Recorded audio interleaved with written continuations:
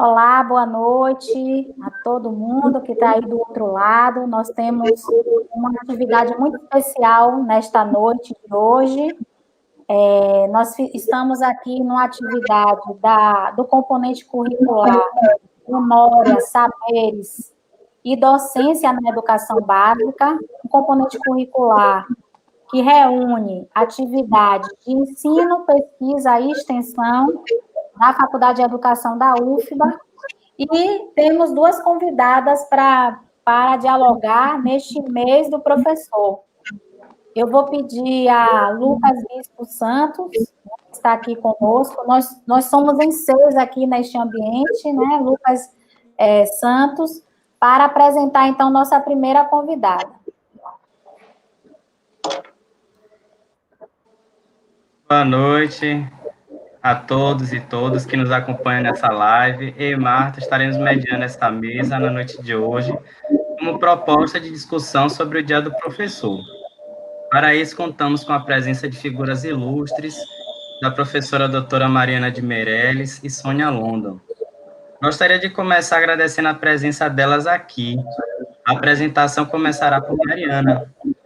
E de antemão, agradeço ela por aceitar o convite e ser sempre solícita, atenciosa desde o primeiro convite, né? Para os demais que irão ouvi-la, apresento um pouco de sua experiência profissional. Mariana, ela é professora adjunta da Universidade Federal do Recôncavo da Bahia. Ela é docente permanente do Programa de Pós-Graduação em Educação do Campo, vinculada à linha 3, Cultura, Raça, Gênero e Educação no Campo, coordenadora do colegiado do curso de licenciatura em Pedagogia, secretária da Câmara de Assuntos Estudantis e Políticas Afirmativas, vice-coordenadora do Grupo de Pesquisa Autobiografia, Formação e História Oral, doutora e mestre em Educação e em Contemporaneidade pela UNEB, pesquisadora do Observatório em Educação do Vale do Jiquiriçá, membro da Associação Nacional de Pós-Graduação em Pesquisa em Educação, ANPED, membro da Associação Brasileira de Pesquisa Autobiográfica, Biografe, e da Associação dos Geógrafos Brasileiros, AGB. Tem experiência e desenvolve pesquisas no âmbito das ruralidades contemporâneas, educação no campo, povos do campo e suas existências.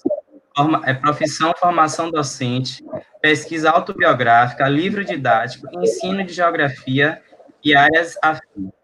A palavra fica com você, Mariana.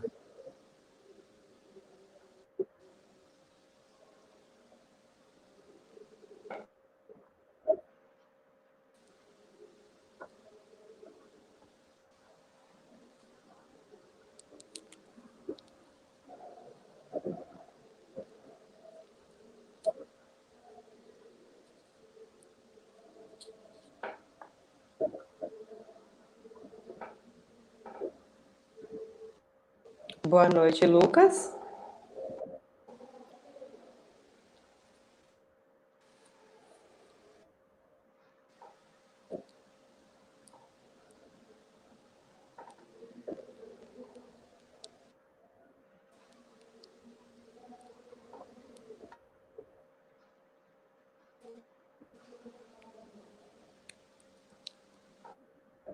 Oi, Mariana, a gente está te ouvindo.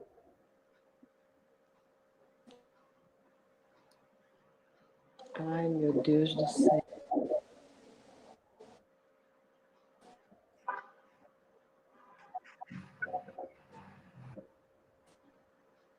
O que é que vocês acham? A gente inverte ou espera mais um pouco? Então, para quem está acompanhando, a gente estava, né? A gente montou dessa forma a apresentação, mas Mariana está tendo alguns problemas na conexão. Todo mundo sabe o que é isso, né? Mediada aí pela Problema professora ali Marta. aqui. Opa, agora, ela voltou. Pelos diálogos que a gente tem, que foi com que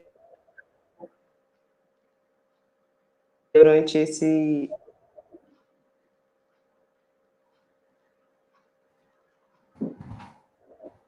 A gente pode iniciar já com os slides.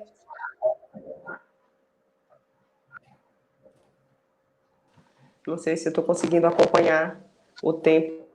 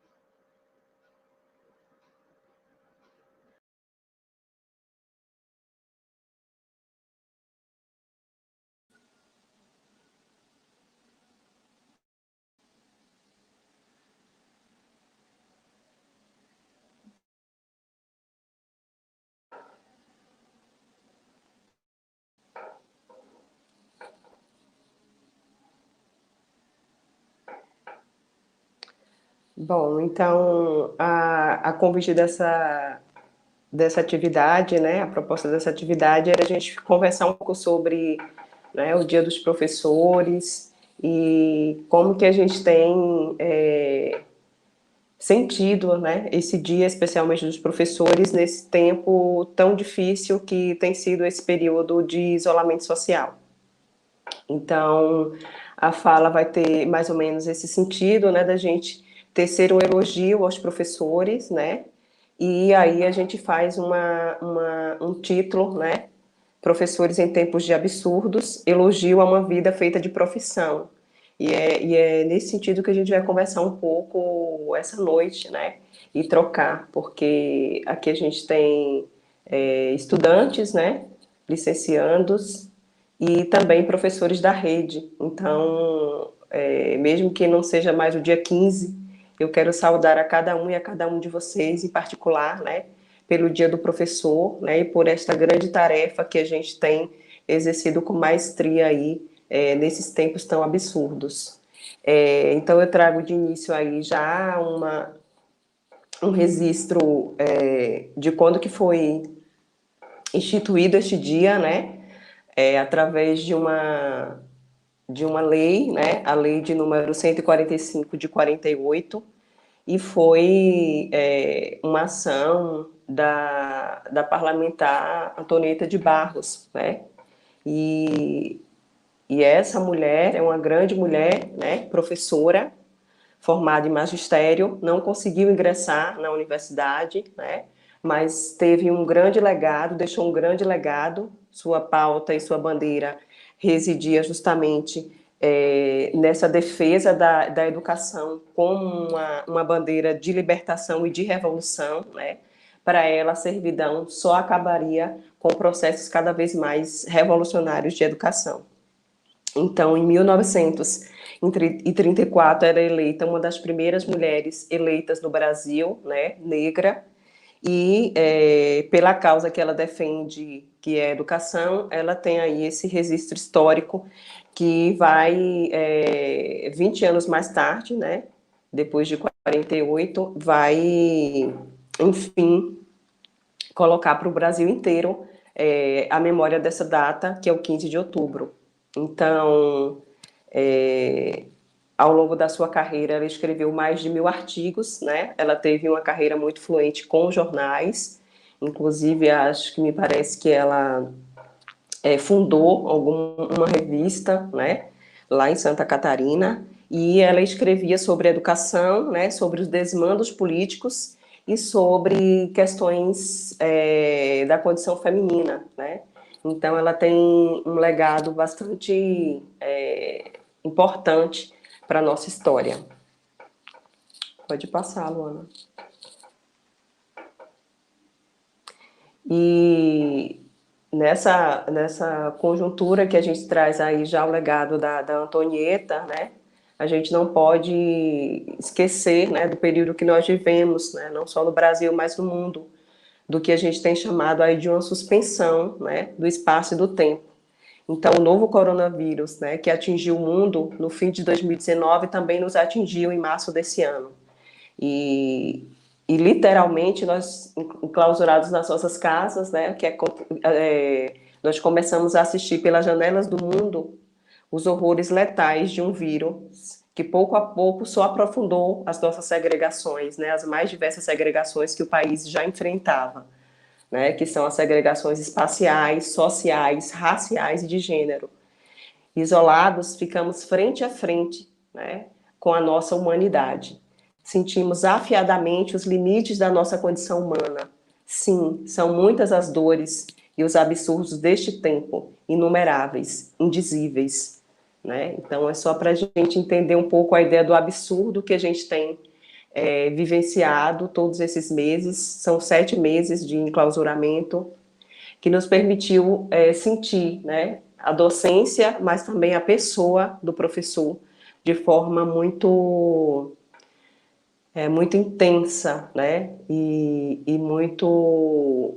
também com muitas demandas, né, que chegam a todo tempo, porque o fato de estarmos em casa, né, também condicionou a profissão docente a esse espaço particular, né, esse espaço privado.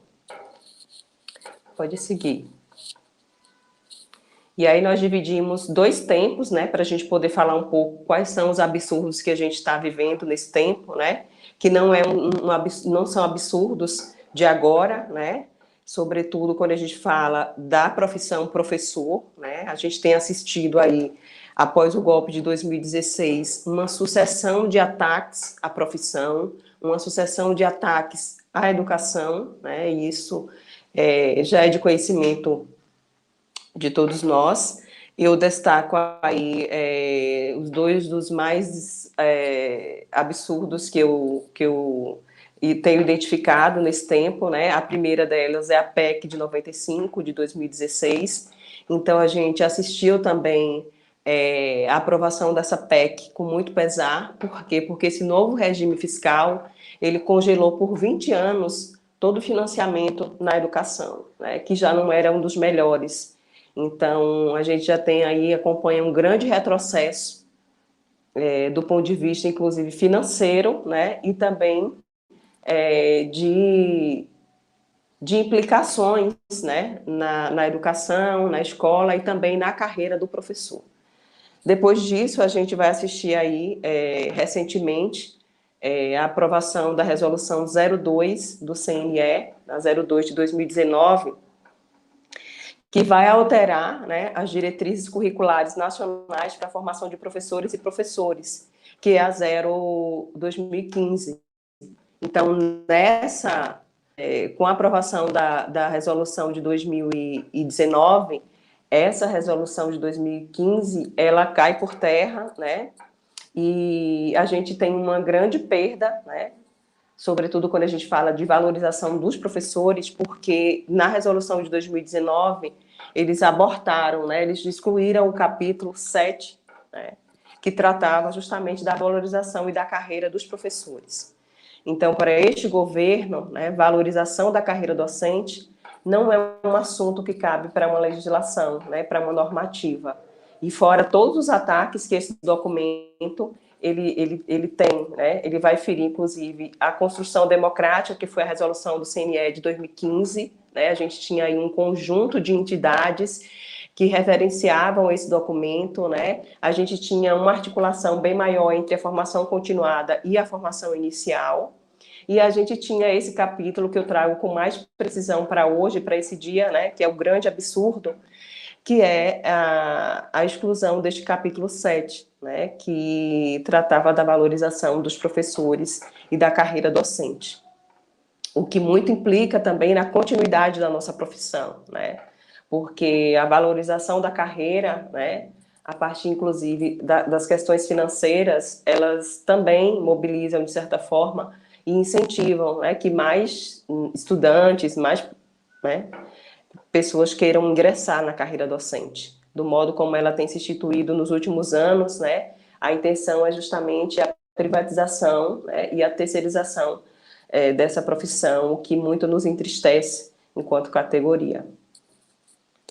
Pode passar.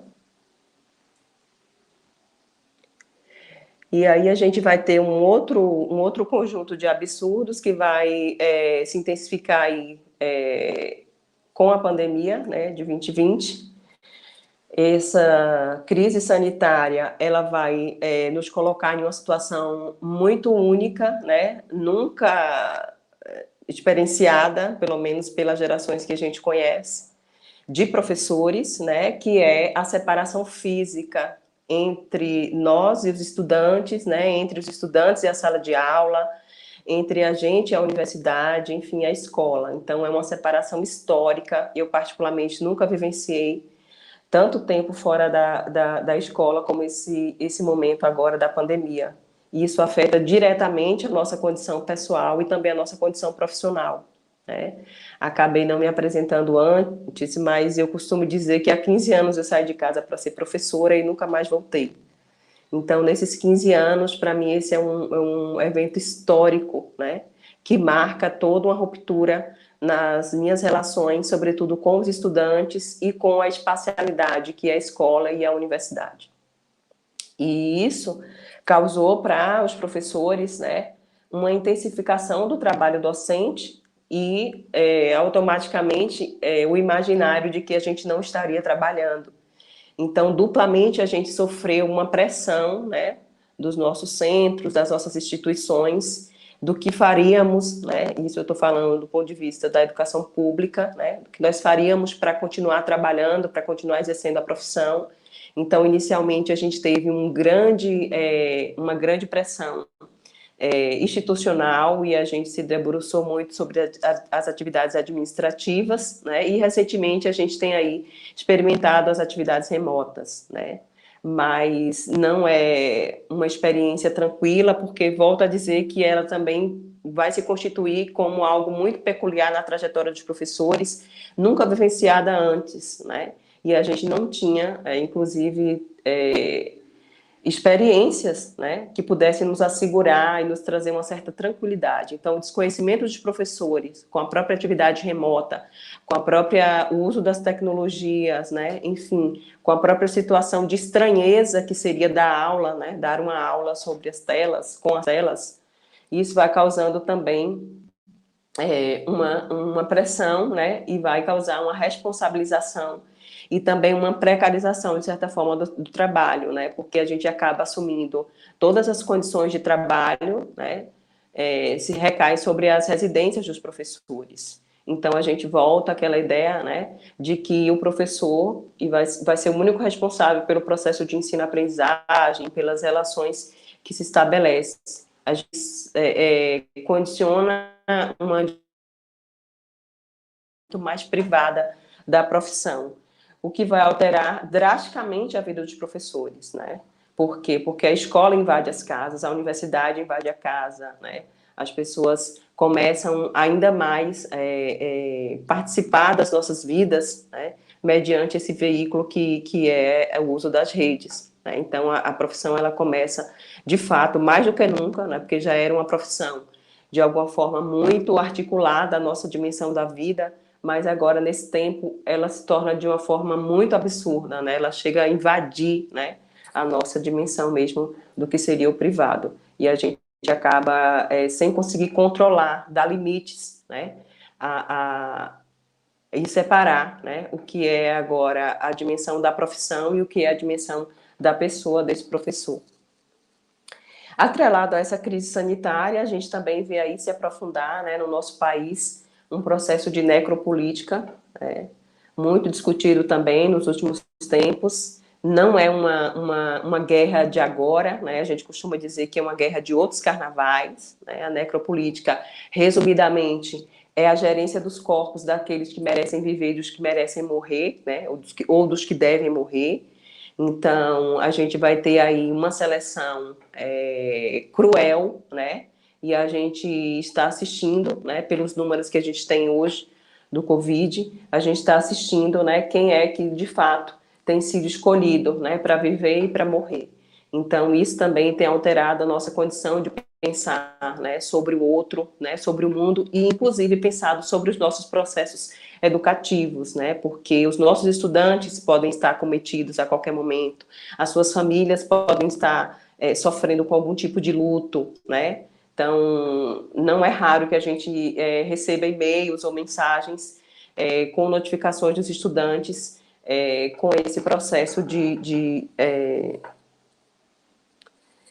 que todo o Covid, né, que toda a pandemia tem atingido também a vida deles. Então, esses são os cenários, né, os dois cenários de absurdos, pode passar, que a gente relata aí para a gente poder contextualizar um pouco a nossa fala. E aí a gente chega nessa dimensão, né, do que seria esse elogio feito a uma vida feita de profissão, né? A docência, de fato, não é algo tão caridoso com aqueles que escolhem, né? Acho que todo mundo que passa por essa experiência sabe a dor e a delícia de ser, né, professor, como diria Caetano, mas justamente por uma série de questões que envolvem a docência, né? Aqui a gente vai fazer um recorte e a gente vai dar um destaque muito grande a essa dimensão da pessoa do professor, né? Porque acho que também já é da leitura de todo mundo, né? Que a gente tem entendido uma vida feita de profissão, né? Acho que as pessoas que convivem com professores, que são professores, que estão na experiência de formação docente, sabe, como os nossos dias, né, como o nosso calendário, como as nossas memórias, né, como tudo que a gente faz envolve a nossa profissão, né? E por isso as afirmações, né, dos estudos que a gente tem se debruçado vão dizer que é impossível separar o eu profissional do eu pessoal, né, porque eles estão muito intercalados, né, e isso é muito simples para a gente citar só no dia a dia. Assim, se a gente tiver em um grupo de profissionais e a gente tiver entre eles professores, né, ou a gente separar grupos, né, por profissão, o grupo dos professores eles vão falar muito mais sobre a profissão do que a vida, né. Aqui em casa a gente tem são 4 professores, né, e qualquer promessa que a gente faz, por exemplo, no Natal, de não conversar sobre a profissão, ela é quase que automaticamente vencida, né, porque a docência acaba entrando no diálogo. Então, a nossa memória, a nossa casa, né, os nossos registros, as nossas relações, elas estão muito mediadas por essa dimensão da profissão, né? A docência, ela nos rouba, né? Ela nos captura quase que na sua integralidade. E essa afirmação, ela fica muito mais evidente, né, com a consolidação da pesquisa autobiográfica, é uma vertente de pesquisa na qual eu tenho me debruçado há pouco mais de 12 anos, né? E essa consolidação que se dá muito na década de 80 e de 90 no Brasil, ela vai lançar luz na pessoa do professor. Não que antes não se falasse na pessoa do professor, mas agora na dimensão da pesquisa, né, e da consolidação desse tipo de estudo, a gente vai ver aí uma presença muito forte, né, e um relevo que se dá à pessoa deste professor, né, porque até então a gente tinha aí uma racionalidade técnica muito amparada nessa divisão, então é preciso ter uma neutralidade, né, quantos de nós, ou a gente já ouviu de alguém, né, a expressão dizer, quando a gente está na sala de aula, a gente deixa o problema atrás da porta, né. Então, essa dimensão muito de que a gente era possível separar, né? Era possível separar o professor da sua pessoa, né? Profissionalmente, a gente estava na sala de aula, a gente tinha que dar o nosso conteúdo e a gente não se afetava, né? Quase que um grande absurdo, né? Porque diante das relações humanas que a gente estabelece dentro da nossa profissão, quase impossível a gente não se afetar ou não afetar o outro com a nossa docência, né? Então, esse processo aí vai gerar uma quebra epistêmica, né? Justamente também em um período de ascensão das ciências humanas e sociais, né? E aí a gente vai ver aí a produção de um outro conhecimento sobre a docência, porque agora a vida desses professores, elas vão, elas se tornam notáveis, né? E agora, não só narrativas heróicas, né? As grandes narrativas vão ser colocadas em evidências, narrativas dos professores, entendidas como pessoas comuns, né, são colocadas em evidência e a gente pode produzir um outro conhecimento sobre a nossa profissão. E isso é muito caro e muito precioso, né, porque as histórias dos professores, elas vão sublinhar, então, essa importância da gente eleger a subjetividade na produção de outras epistemologias sobre os professores, mas, sobretudo, com os professores. E isso vai enriquecer muito o acervo que a gente tem de produção desse conhecimento, porque agora a gente não fala de teorias sobre, né? A gente fala de uma teoria mais encarnada, né? De uma teoria que sangra essa docência, digamos assim, de uma forma mais intensa. Então, aí, a gente vai começando a construir e a defender essa indissociabilidade entre a vida, a formação e a profissão, né? É algo que vai se constituir muito forte quando a gente vai realizar uma pesquisa com os professores, porque, de fato, as narrativas, embora a gente traga eventos, às vezes, separados de cada uma dessas fases, né? Vamos falar da vida, vamos falar da formação e da profissão, elas aparecem muito intercaladas, né? Então, há uma certa invasão, né? E há também algo muito estreitado nessas três dimensões, né? Porque acaba que atravessando a vida do professor. Seguindo. E aí a gente chega em uma outra afirmação, né? Defendida aí pela Jennifer Nias, né? Esse material que a gente está discutindo aqui é de um livro organizado pelo Antônio Nova, né? E foi publicado em 95, que se chama Vida de Professores, né? Então, aqui novamente a gente vai ter uma defesa, né? Da pessoa desse professor. Então, ela vai dizer que o professor é uma pessoa e uma parte importante da pessoa é professor, né? Então, novamente, a gente vai ter uma informação relevante que vai colocar aí, novamente, o debate muito estreito entre a vida e a profissão. E essa afirmação, ela traz uma tônica muito importante, que é pensar, né, na identidade do professor. É um tema também muito para a formação dos professores, porque a gente começa a se perguntar como é que a gente se torna professor, né? E quando a gente faz essa pergunta aos professores, a gente vai percebendo que eles vão levantar uma série de referências, né, e de influências na sua formação, de como é que eles se tornam, e eles trazem referências dos espaços de formações institucionais, né, da universidade, das escolas. Eles trazem referências de pessoas, né, professores antigos, né, professores referências. Eles trazem referências das suas casas, né? Eles trazem um conhecimento que é socialmente referendado a partir de pessoas importantes que às vezes não eram professores, mas que de alguma forma trazem ensinamentos para a sua existência, né? E a gente vai ver muito claramente a importância da experiência, né? Dos espaços de experimentação dessa docência. A exemplo do estágio, do PIBID, da residência pedagógica, ou da própria experiência daqueles que já estão em sala de aula. Então, a gente tem uma dimensão aí muito ampla, né? De como é que a gente se torna um professor. Não é algo fácil, a gente, na verdade, se constitui professor a cada dia, né, a cada momento, a gente está passando por isso agora, de reinvenção das nossas práticas, e aí a gente vai vendo como que nessa constituição da pessoa do professor, né, também as pessoas vão se modificando, né. Então, possivelmente, há 15 anos atrás, eu não era a Mariana que eu sou hoje, né, obviamente, não só pelas expressões físicas, né, mas também pela própria dimensão de como é que eu enxergo o mundo, da forma como eu experimento as coisas, da minha sensibilidade em relação ao mundo e à própria profissão. E aí a gente tem essa defesa, então, de que a maneira como a gente ensina está diretamente relacionada com aquilo que nós somos quando nós exercemos a profissão, né? Novamente, aqui a gente defende essa ideia que não é possível separar. Por quê? Porque é uma dimensão ontológica, né? Veja quando alguém pergunta, o que é que você faz da vida? Qual a sua profissão? Você diz, eu sou professora. Então, a dimensão ontológica, né, do ser, é uma forma uma forma de ser e estar no mundo. É uma forma que a forma como nós escolhemos, né, para habitar essa terra foi exercendo a docência. E aí essa dimensão ontológica, que está muito relacionada com essa dimensão do ser, ela também se relaciona com uma dimensão política, né? E não tem como a gente se separar de quem a gente é, né? E das coisas que a gente defende e acredita quando a gente experimenta a dimensão da sala de aula, né? Quando a gente dá uma aula.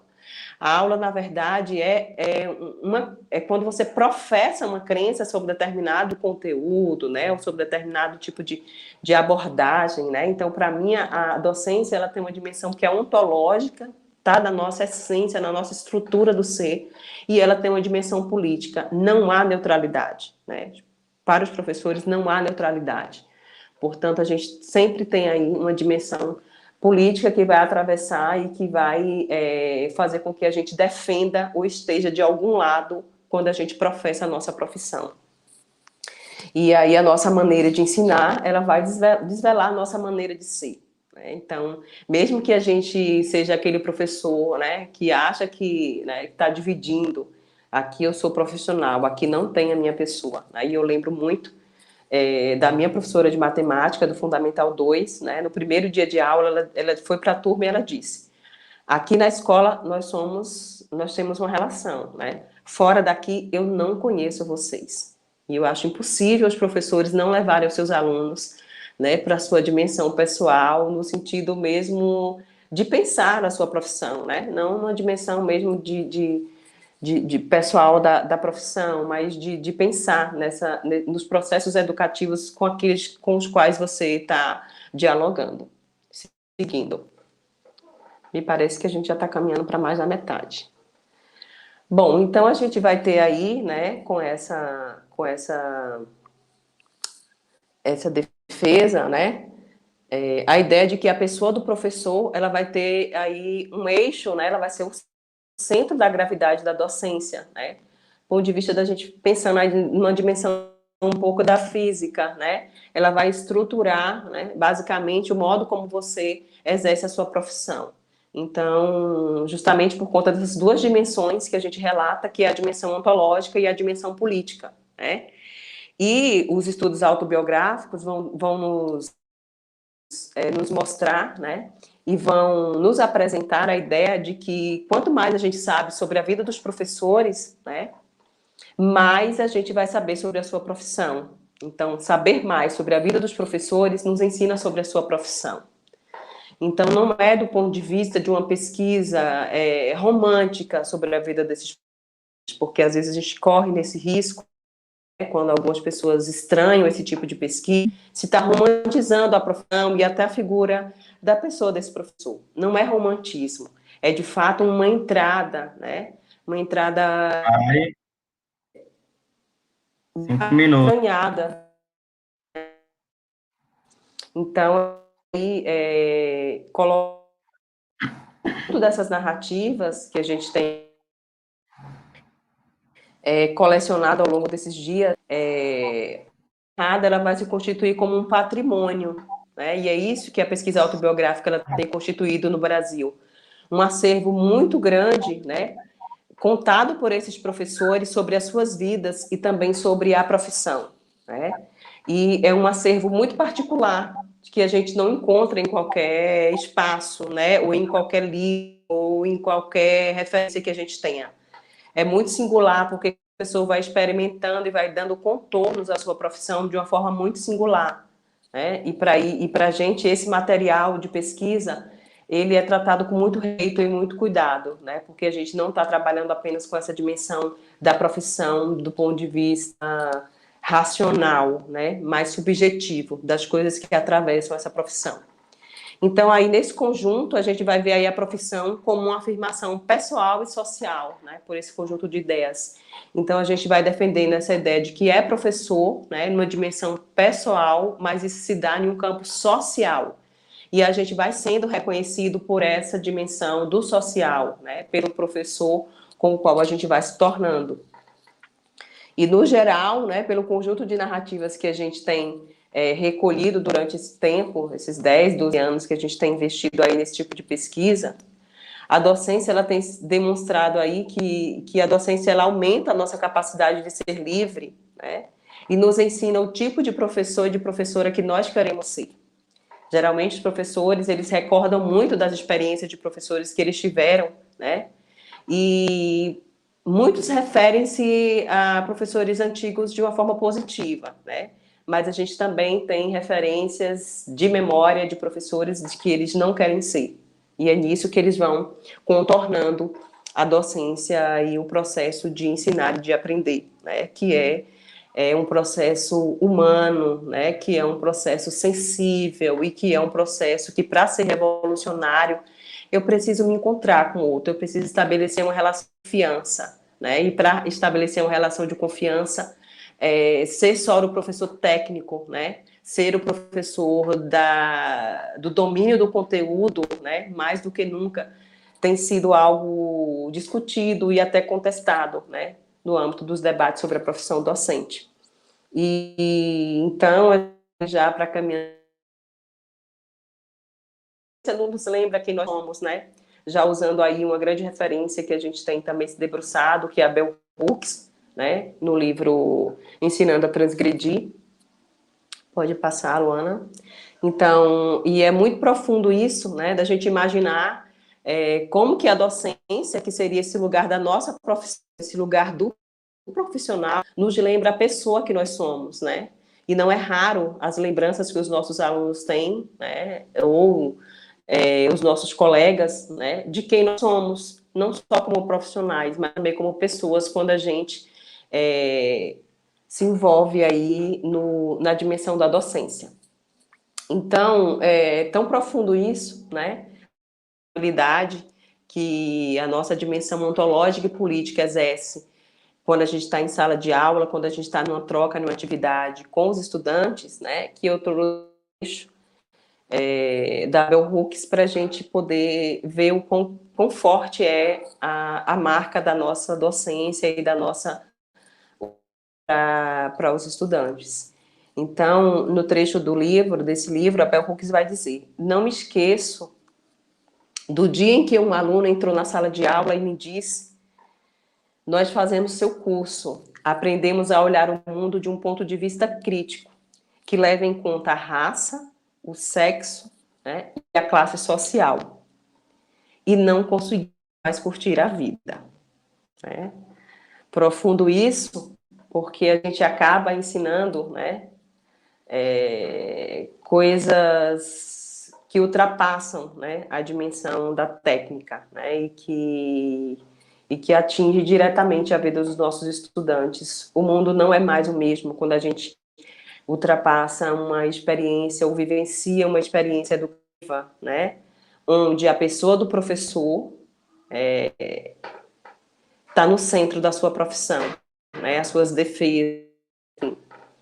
Então, a gente entende, a partir desse relato e de vários outros relatos, né, trazer aqui para essa noite, né, que os professores, eles não são pessoas que ensinam sobre o mundo, né? Bons professores nos ajudam a questionar o mundo e a pensar nas possibilidades de transformá-lo, né, que é esse relato. Esse incômodo, né, a docência que incomoda, né, a aprendizagem que não nos faz caber, né, no mundo no qual nós estamos, como diria Paulo Freire, nessa sociedade feia. Então a gente começa a olhar com estranheza, né, as feiuras desse mundo. E aí tentar então mudar seria a nossa grande tarefa. Então vão existir para encorajar sonhos, né, sonhos de mudança, sonhos de transformação social, sonho de individual, social, acadêmica, enfim, eles encorajam sonhos e por isso, né, eles merecem o nosso elogio, o reconhecimento e a valorização. E a valorização aqui, ela é medida nessa defesa, né, de vida dos professores. Nossos colegas adoecem, estão à beira da morte, né, sofrem com essa profissão. Então, nós defendemos a vida na sua integridade, nós defendemos formação de qualidade para esses professores, nós defendemos condições de trabalho, nós defendemos uma carreira docente digna, né? Esse Dia dos Professores, a gente gostaria de estar não só dizendo sobre elogios, né? Mas contando um pouco dessas conquistas. Pode passar, caminhando no fim.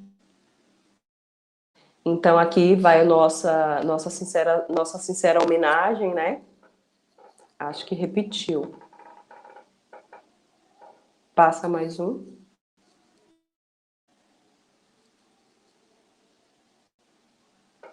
Então, a gente, o nosso máximo respeito, né, e admiração aos professores e professoras que fazem da profissão um modo de habitar o mundo, né? A pessoa, ela está na íntegra, por isso ela se em profissão, né? E a sua profissão, ela se desfaz na pessoa. E, em especial, eu quero muito homenagear, né? Quero muito dizer do para todos os professores que em 2020 tiveram que se reinventar, né? Transformando os seus lares em espaços de trabalho e movimentando as fronteiras entre a e a profissão. Vou passar o último.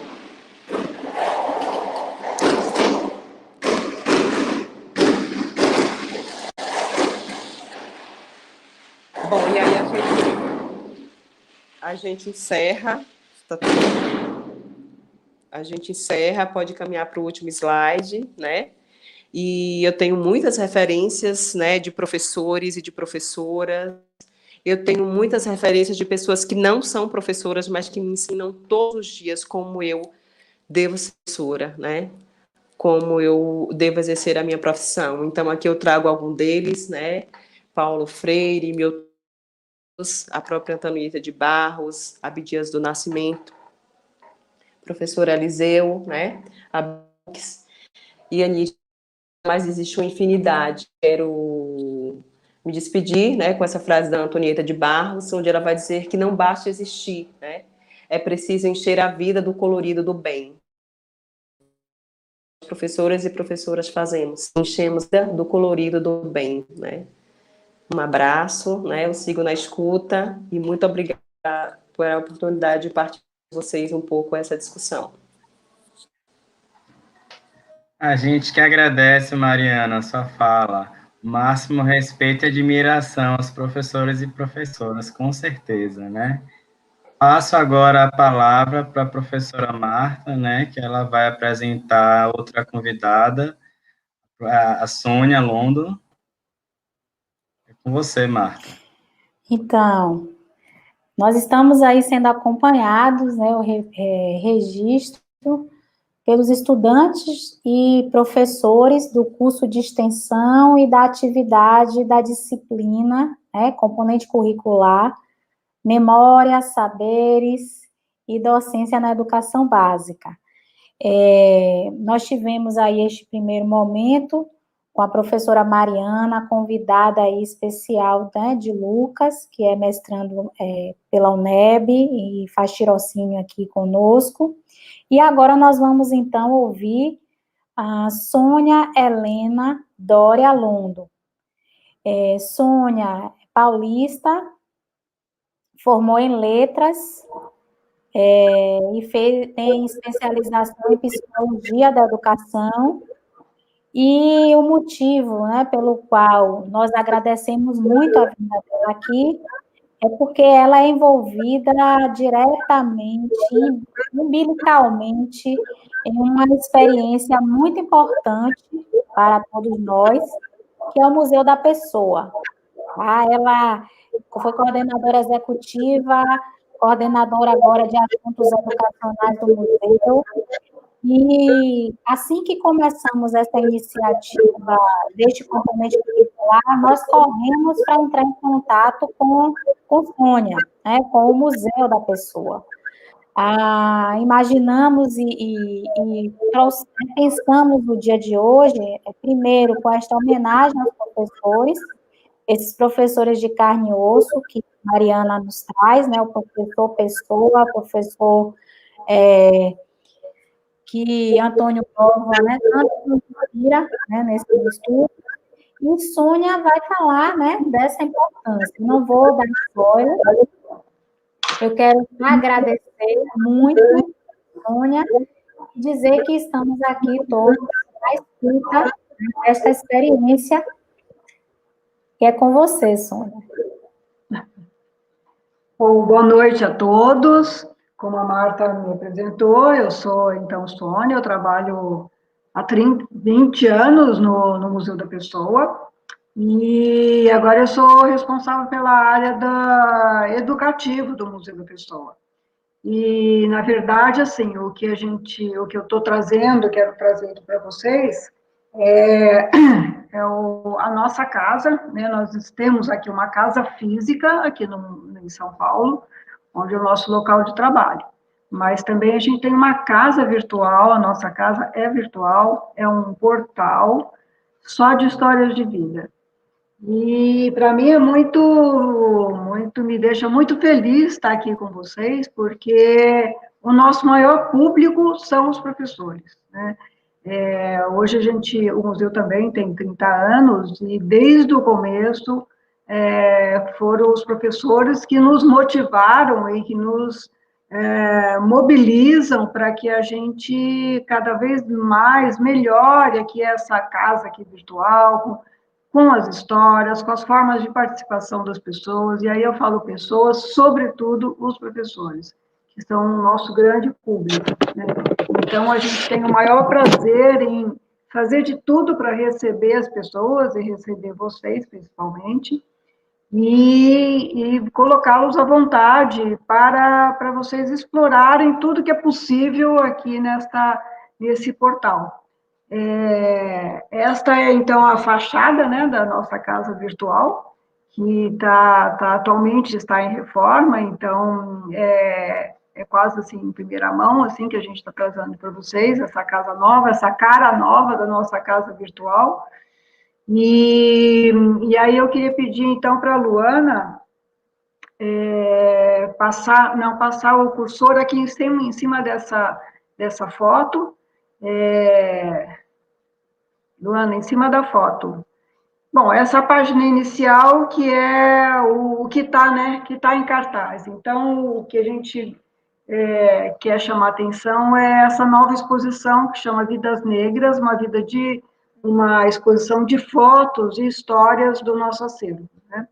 E aí a gente tem algum curador que selecionou as fotos e fez explorem bem essa exposição que chama Vidas Negras.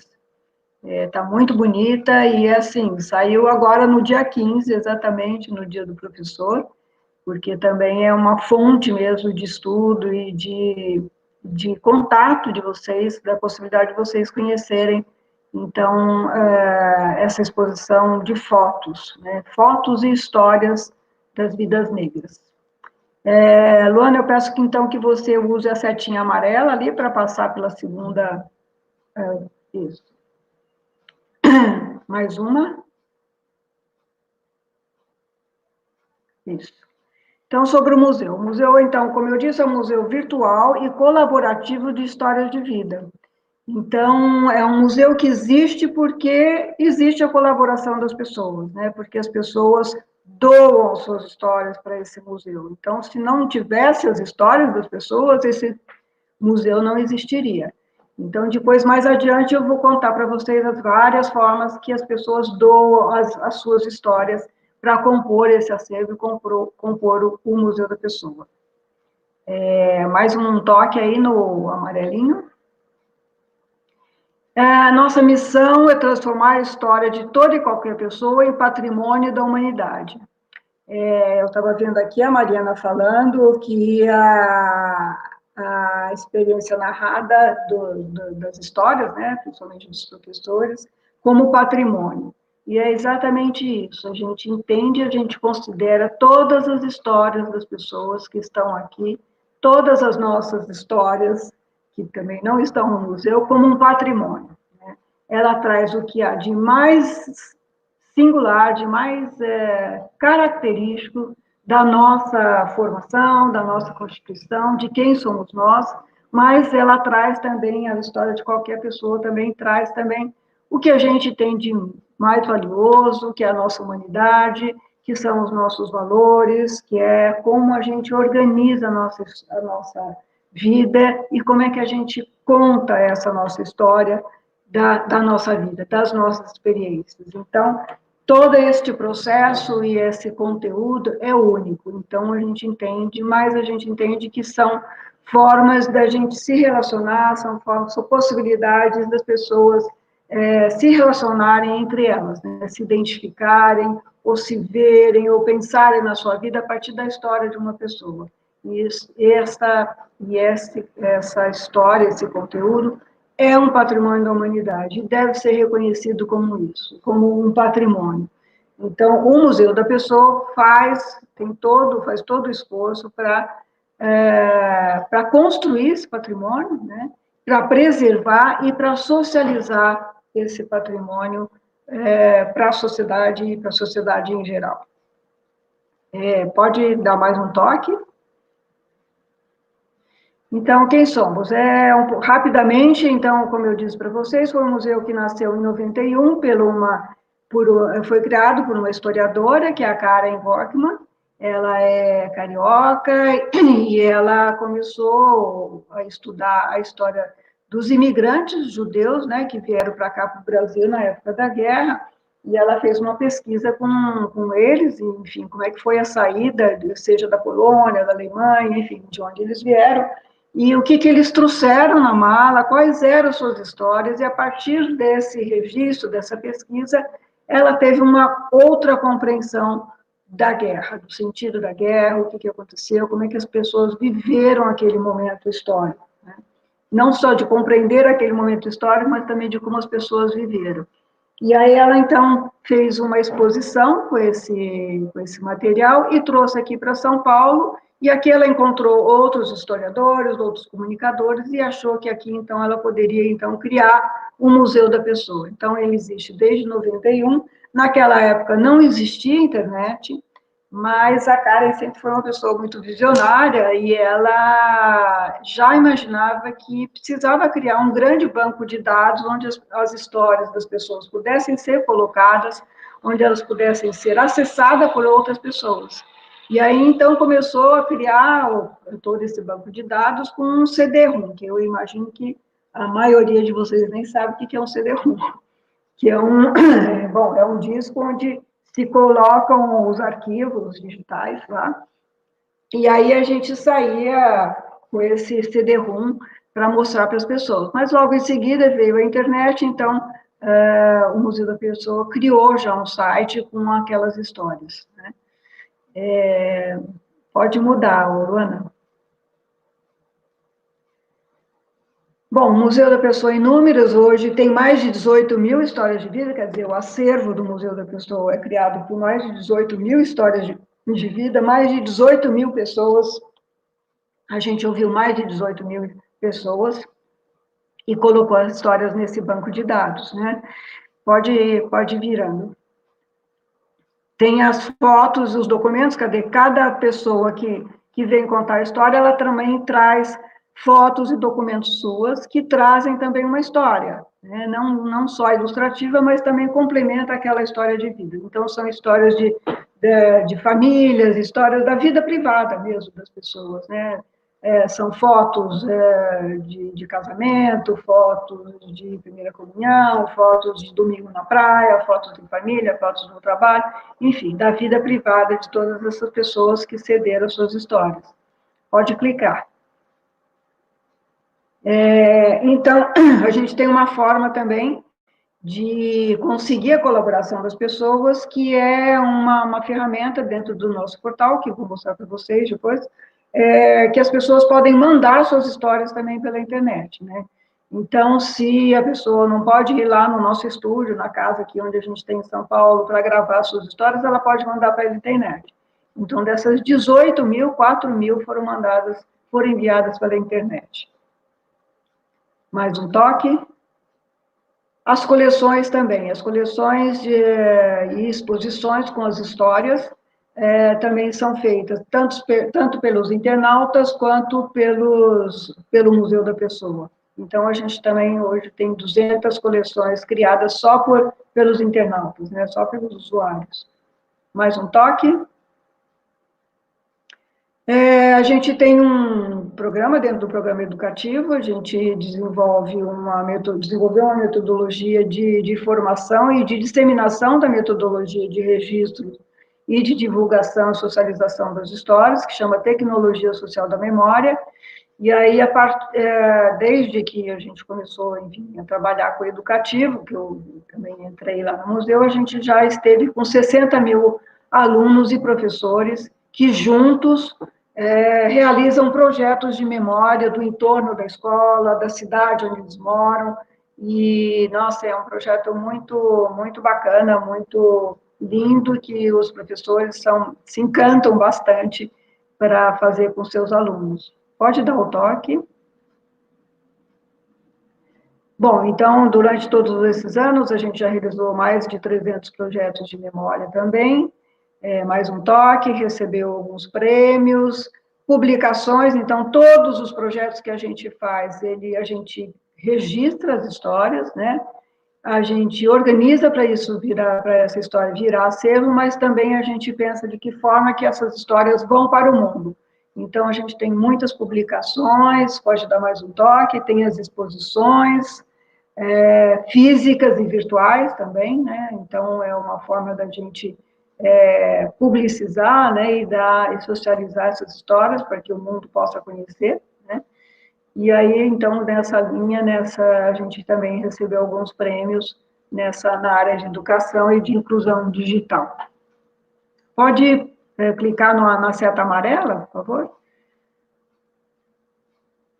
Então, o que a gente faz, né? A gente tem esse programa, que é o Conte Sua História, que a pessoa pode vir aqui em São Paulo, né, no nosso estúdio, como eu disse, contar a sua história, e a gente sempre tem ali um entrevistador e um câmera que vai gravar essa entrevista.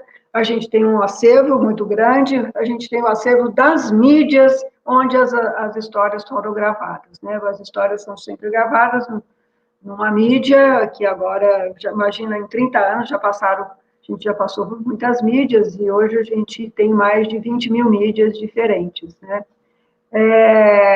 As exposições, a gente tem exposições físicas e virtuais também com as histórias, as publicações.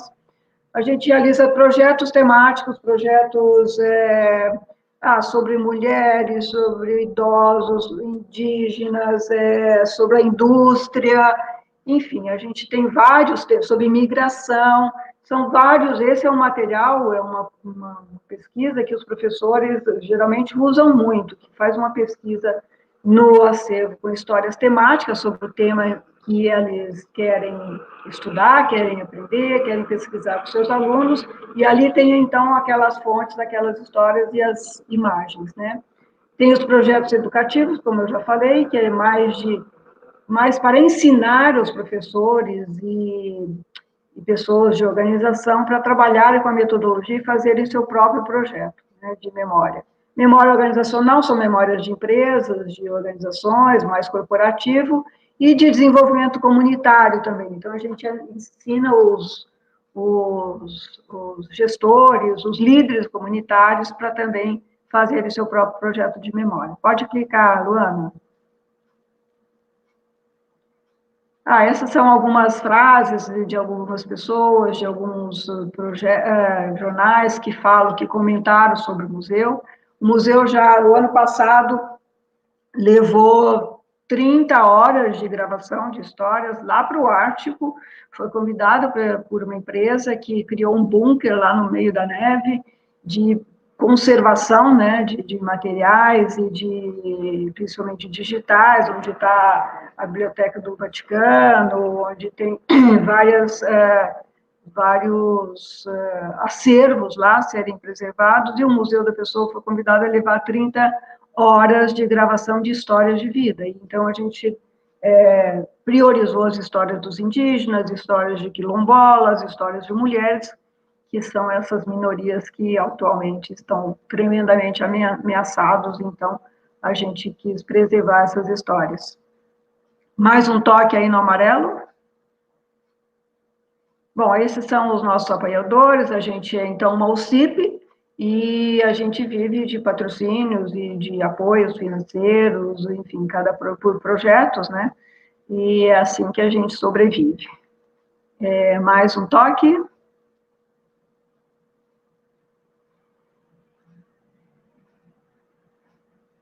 Luana? Isso. Bom, então, como eu disse, tem essa exposição em cartaz, que é a Vidas Negras. Talvez a gente possa ir ali, Luana, ali para explore o acervo que eu queria mostrar para vocês. Isso. Explore o acervo, visite o acervo ali isso.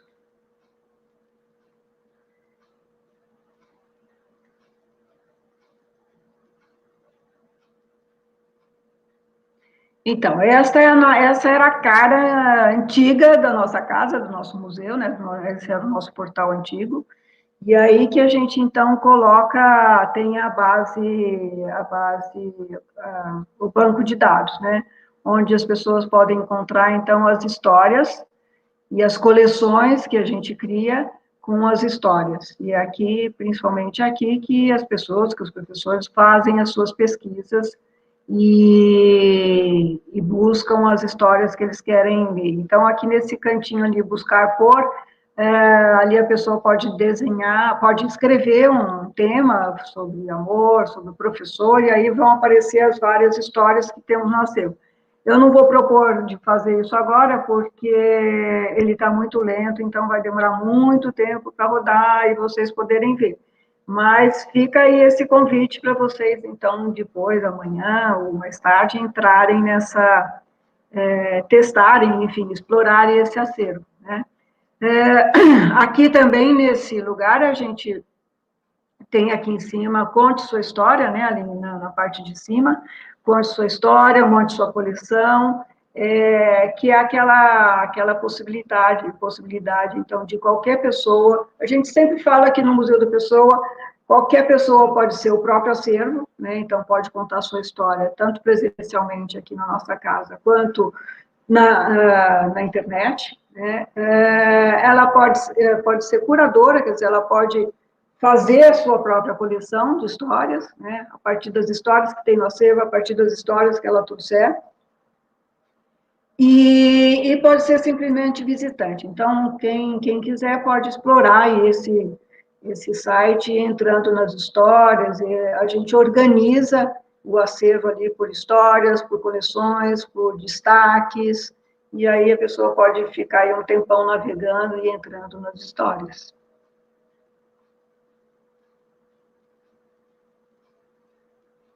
Tá bom? Eu acho, não sei se a gente ainda tem mais um tempinho, tem um tempinho, porque eu também trouxe um vídeo, aliás, eu trouxe 3 vídeos, eu queria mostrar para vocês, então, para vocês conhecerem um pouco, assim, que tipo de acervo, como que a gente trata essas histórias, como é que a gente edita. Luana, você pode pôr para mim?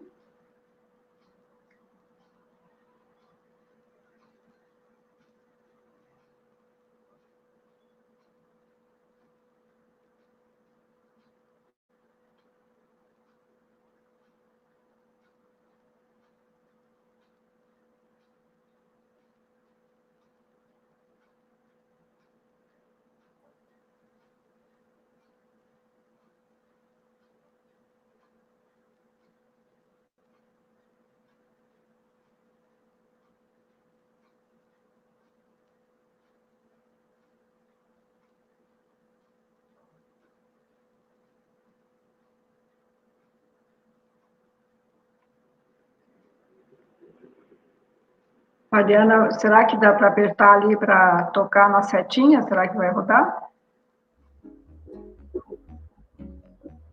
Acho que podia aumentar um pouco o som. Alfabeto, eu podia escrever tudo que eu pensava. E eu achava muito pouca letra para escrever tudo. Então, eu estava sempre pensando uma palavra que eu não desse conta de escrever. Era sempre isso. Então, o meu exercício de infância com as palavras era esse de pensar uma palavra que eu não pudesse escrever. E até hoje eu acho que é isso, que é essa tentativa que eu faço na literatura, saber que a palavra não me esgota. A palavra que é emoção. A minha mãe morreu muito cedo. Minha mãe morreu, eu estava com 6 para 7 anos. Minha mãe morreu de câncer. Ela teve um câncer e minha mãe morreu com 33 anos. E naquele tempo, minha mãe tinha uma voz muito bonita, ela cantava muito. Cantava umas músicas muito bonitas de Carlos Gomes, umas modinhas antigas, umas modinhas imperiais, umas canções de amigo portuguesas. E ela era uma pessoa que tinha uma voz muito bonita. Mas quando a dor do câncer era muito grande, ela que ela não estava suportando, ela sentava na cama e cantava maravilhosamente bem. Então a gente sabia que a dor era muita. Então era aquela voz muito bonita de soprano que atravessava a casa inteira, atravessava o quintal. A gente sabia que estava doendo muito. Então eu acho que hoje, inclusive, há uma presença da minha mãe na minha literatura, porque quando a dor é muita, eu escrevo. É a mesma coisa. A beleza é tudo aquilo que você não dá conta de ver sozinho. Quando você encontra uma coisa muito bonita, você fala assim, fulano devia ver isso. Aí você vê. Você vê um pôr de sol muito bonito aqui na janela, você fala assim, fulano podia estar aqui comigo. Você vai no museu e vê um quadro e fala assim, mas era fulano que devia isso. Você vai num filme, sai e fala assim, mas não era eu que devia ver esse filme, era fulano de tal. A beleza não cabe em você. Ela não cabe. Então, para a criança também, eu acho que o livro para a criança é aquele livro também que o professor, o adulto, o pai, a mãe lê e fala assim, isso era meu filho que devia ler. Sabe? Ele não dá conta e passa. Então, eu acho que é por isso que eu vendo tanto para pais, para professores, para tudo isso, porque eles me leem muito e eles levam para as crianças. Eles me jogam para lá. Mas eu acho que a beleza é profundamente triste quando você está sozinho. Você não dá conta dela. Ela pesa muito. Então, você tem que passar para alguém, sabe?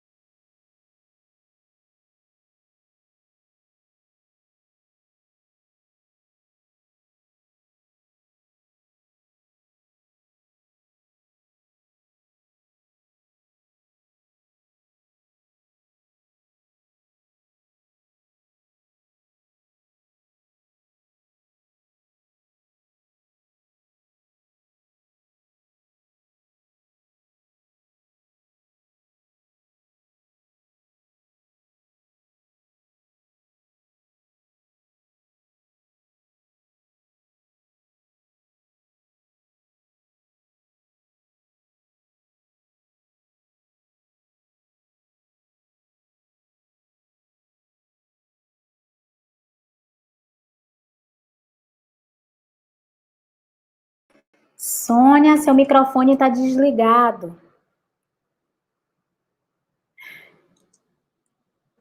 Ai, gente, desculpa. Agora é microfone, desliga o Então, não, só microfone. para falar que eu escolhi essa história do Bartolomeu, porque eu acho muito linda e ela representa, ela diz muito o que é o Museu da Pessoa, né? Como ele diz, a beleza não é, fica pesada quando ela é guardada. Então, cada beleza de história que a gente ouve, a gente tem que correr e compartilhar e colocar enfim, para que todo mundo acesse, para que todo mundo possa se emocionar e conhecer. E aí ali a gente tem um trechinho da vida dele, né? Da vida de um escritor que sofreu com a morte da mãe muito cedo, então, e que fala maravilhosamente bem, né? Se a gente tiver mais um tempo, aí eu queria passar, então, a história de um professor. Pode ser? Pode ser? Vamos lá, Luana?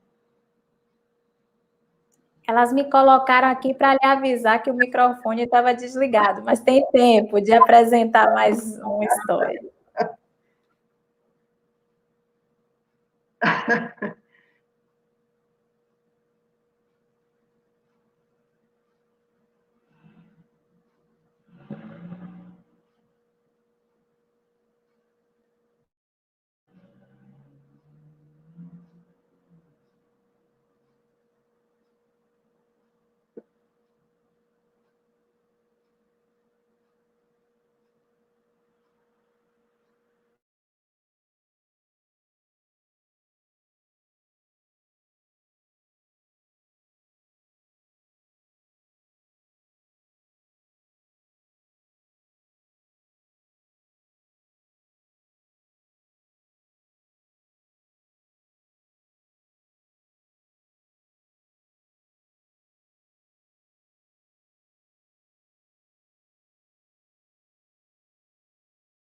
subimos no pau de arara, né? E fomos para Belém. Não chovia em Teresina. Chegamos próximo de Gurupi, que a gente atravessa o Maranhão inteiro. Dá em torno de umas 16 horas de viagem, né? E aí, muita chuva. Eu achei que era o dilúvio, né? Só tinha lido na Bíblia, era muita água. Chegamos em Belém, morávamos num bairro que não tinha quase água. Chegamos em Belém, eu fui morar numa área alagada, numa palafita, que a gente tinha que andar da rua em que nós morávamos até a parte mais alta asfaltada, com a roupa suspensa e o sapato na mão, né? A nossa casa ficava em cima de troncos de madeira. Culturalmente, o meu legado histórico ele está mais com o Pará. Se você me falar, você dança forró? Eu posso até dançar. Mas o que me levanta da cadeira? O brega, o tecnobrega. O tecnobrega, na hora eu pulo da cadeira, né? A comida, se você me falar, você come buchada? Eu posso até comer. Agora, você come a maniçoba? Opa, tô dentro. Maniçoba, o vatapá do Pará. O caruru, o tacacá, né? Esse, só de pensar, eu fico salivando. Fiz geografia, por quê? Não muito para dar aula. Fiz na geografia porque eu adorava estudar lugares. Tanto é que quando eu peguei meu primeiro salário, eu fui conhecer Toledo, na Espanha, né? E Barcelona, que é a capital da Catalunha, porque eu via as imagens, eu ficava assim, gente, isso é muito lindo, eu preciso conhecer. E aí eu fui atrás do turismo, aí me falaram, não é com turismo que você vai chegar aí. Falei, então eu vou para a geografia, né? Então, deu para casar, né? A fome com a vontade de comer. Eu conheço os lugares, eu estudo sobre eles, e agora eu repasso esse conhecimento sobre isso. Tem um problema sério com os alunos, que os nossos chamam de Bolívia ou boliviano, mas não são. Eles têm traços étnicos dos pais que são bolivianos, mas eles são brasileiros porque eles nasceram aqui. É que nem eu, sou brasileira. Se eu for para os Estados Unidos ou para a Inglaterra e tiver um filho lá, que não vou ter mais, né, porque já passou da idade, o meu filho tem a nacionalidade britânica, mas etnicamente ele vai parecer comigo, ó. Então, os nossos sempre chamam Bolívia, Bolívia, Bolívia. Então, tinha muito problema de violência, de agressão, xenofobia mesmo. E aí foi feito um contato com o pessoal da feira, com os pais, para melhorar. E aí teve o projeto Escola Apropriada, com o projeto também, a maioria dos professores que entraram na escola tem, vamos dizer, uma política de trabalhar essa questão dos movimentos migratórios e dos grupos, não como quem é brasileiro, quem é de Marrocos, quem é de Bangladesh, quem é de Angola, não. Todos são alunos, todos são pessoas, tá? Independente de onde vem. Somos seres humanos, somos cidadãos.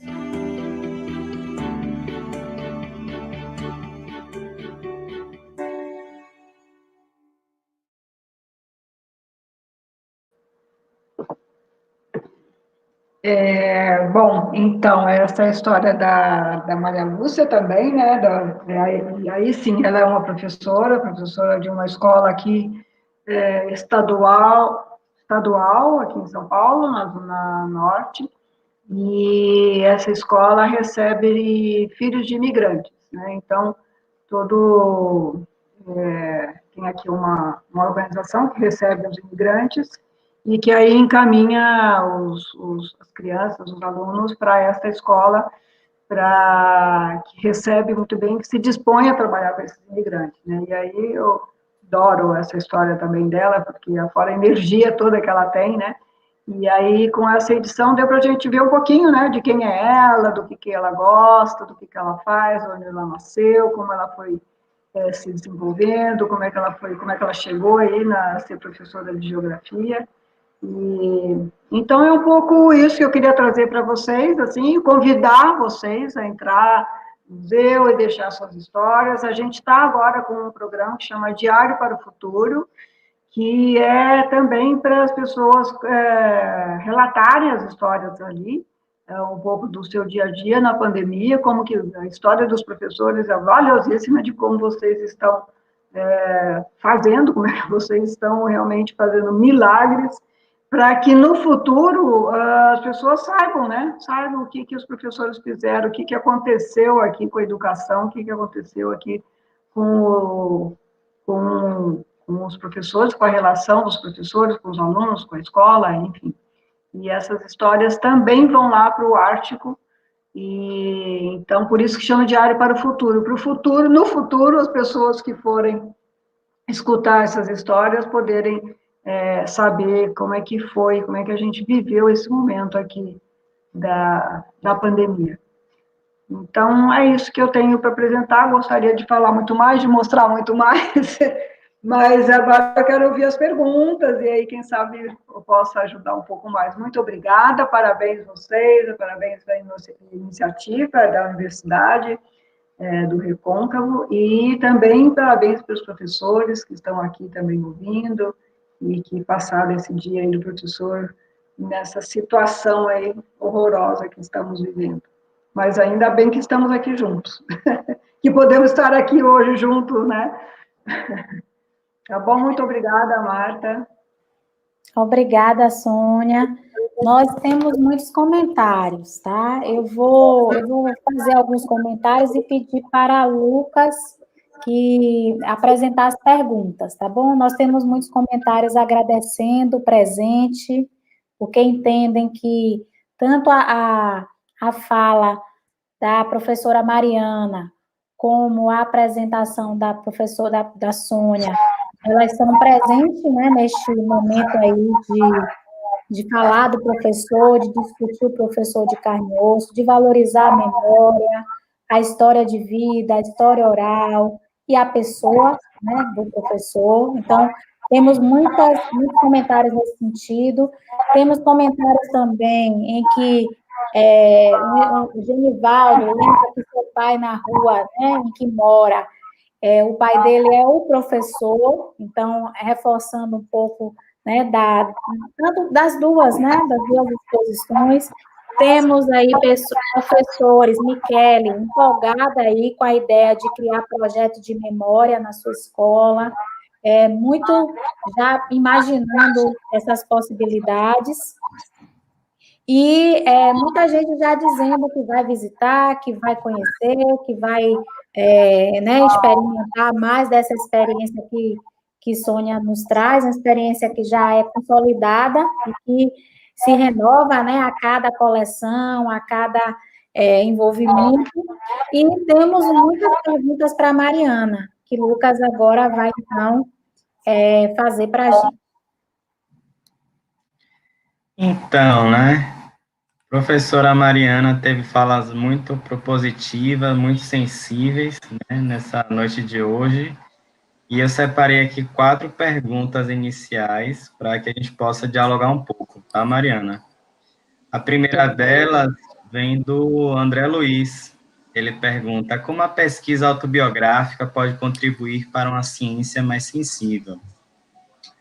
Já a Patrícia Miranda, ela pergunta: Mariana, como fica a identidade, a subjetividade e a profissão docente com essa afetação do contexto da pandemia?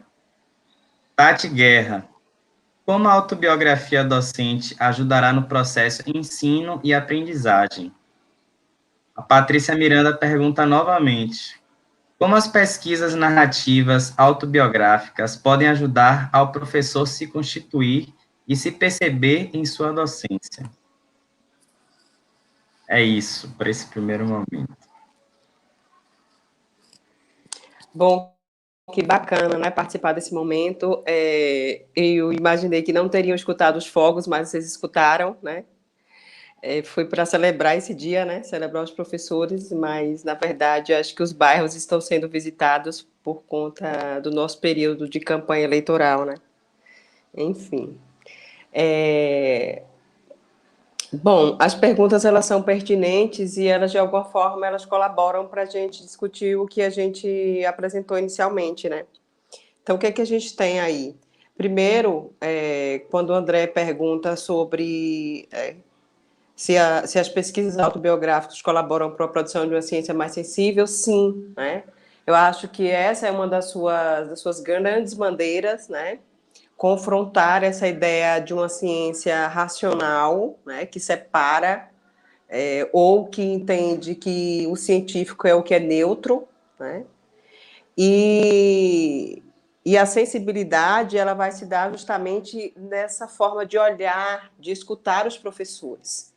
Então, o exercício de escuta, né, é esse exercício que elege, né, vamos dizer, o caminho da sensibilidade na pesquisa autobiográfica. E eu sempre repito isso, né, porque, para mim, né, a pesquisa autobiográfica, ela tem um caráter muito singular, né, porque a gente acredita na palavra do sujeito. Então, a crença na palavra do sujeito, do professor, né, ou enfim, do próprio estudante, ou de outros sujeitos que a gente tem investigado, é muito importante, porque é através da palavra que a gente tem acesso àqueles mundos, né? Existem autores, inclusive, que dizem que a nossa vida só existe porque ela pode ser narrada. Quando a gente para de narrar a nossa vida, de contar as nossas histórias, a gente a gente deixa de existir, né? Ou melhor, as pessoas podem nem saber que a gente existiu. Então, a gente tem uma vida porque a gente conta essa vida, né? E com os professores não é diferente.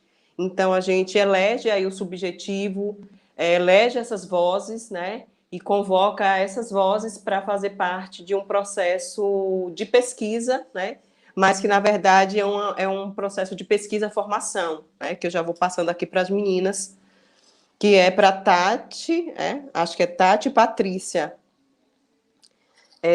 Então, a Tati e a Patrícia, elas vão perguntar de que modo essa autobiografia vai ajudar no processo de ensino-aprendizagem e também vai colaborar para o professor constituir a sua docência.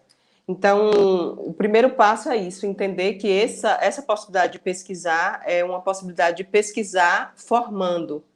Então, raramente as pessoas que experimentam um processo de investigação autobiográfica, elas saem dali sem um processo de reflexão sobre a sua vida, né, ou sobre sua docência. Então, no meu mestrado, as professoras falaram, bom, eu não volto para a sala de aula como eu era antes, né? Eu não consigo voltar mais para a sala de aula depois de uma entrevista como essa, né? Porque o processo de reflexão sobre a sua experiência docente faz você colocar relevo na sua trajetória, né? Você vai começar a valorizar alguns passos que você deu e faz também você tecer uma autocrítica sobre o seu processo de docência, né? Então, é muito relevante porque se trata de uma pesquisa, né, e de um processo de investigação que parte do próprio professor, né? Então, geralmente, a gente evita aquele processo de pergunta-resposta, a gente trabalha com eixos, né? A gente pede uma narração com profundidade, a gente também utiliza alguns artefatos em algumas pesquisas, como o próprio recurso da fotografia, né? Objetos pessoais, objetos biográficos, né? Aquilo que você pode recorrer, diários dos professores, aquilo de materialidade que você pode recorrer para pensar a sua profissão. Então, essa dimensão da reflexão, né, é que vai colaborar diretamente para você repensar o seu processo de ensino e automaticamente repensar o processo de aprendizagem, né? E, geralmente, quando você passa por uma experiência de pesquisa autobiográfica, você, de alguma forma, você também desenvolve isso com seus estudantes, né? Você começa a ser sensível, você começa a ter uma escuta mais sensível, uma escuta mais ativa sobre as histórias dos estudantes. Então, a gente vai ter aí uma experiência, né, de constituir um acervo de histórias que estão fora do currículo escolar, né? Não só da dimensão, às vezes, dos acervos do que a gente tem estudado na formação de professores, mas que estão fora do próprio currículo escolar, né? Porque são vozes de sujeitos, experiências de vida que, pela colonização dos nossos currículos, não estão ali, né? Elas estão na escola, mas não aparecem.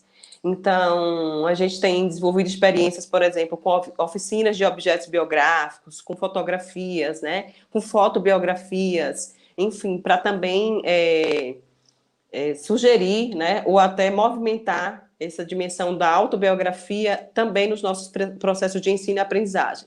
Então, ela não é só uma tática de pesquisa científica no sentido da produção acadêmica, mas também um exercício de produção, de entendimento, de conhecimento dos nossos próprios alunos. E, portanto, eu acho que ela colabora diretamente com os processos de ensino e aprendizagem, porque você vai começar a revisitar a sua prática a partir da escuta dos seus estudantes, né, dos seus alunos. E aí, para finalizar, né, e também a partir desse movimento, você pode, então, possibilitar, né, que essas vozes elas apareçam mais diretamente na construção do seu trabalho, né? Histórias que são silenciadas, né? Há um apagamento, na verdade, das vozes, tanto dos professores quanto dos estudantes nos nossos currículos escolares. Então, a pesquisa autobiográfica, ela pode movimentar isso. E a Patrícia também fez a pergunta sobre a identidade, a subjetividade e a profissão, né? Como é que isso afeta? É isso que a gente está querendo saber, né? São os nossos próximos passos com a pesquisa autobiográfica, porque agora a gente precisa escutar os professores que estão atravessando esse processo de pandemia, esse período de pandemia, para dizer como que eles vivenciaram, né? O que é que muda na construção da sua identidade, o que é que muda nos processos subjetivos. Né? Os relatos são os mais duros possíveis, né? São relatos de superação para muitos professores, mas eles relatam também uma dureza desse trabalho, inclusive muito relacionada à própria saúde mental dos nossos colegas.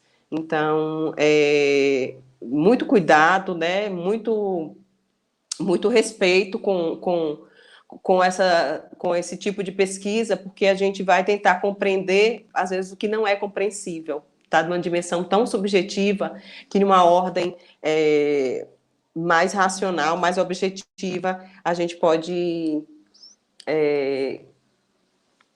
não dar, né, a devida importância, o devido respeito a essas histórias, né? E aí, só para fechar, para a gente saber como que a pesquisa autobiográfica ela tem contribuído, né, para a gente repensar as nossas políticas de formação, políticas de currículo e também o próprio sistema de ensino, né, do país, né? Aqui no Brasil a gente não tem uma experiência tão marcante, mas na Argentina a gente tem o professor Daniel Suarez e aí ele trabalha com um dispositivo que ele chama documentação narrativa de experiências pedagógicas. Então, esses relatos dos professores, a forma como esses relatos são tratados e são documentados, eles têm modificado as políticas, né?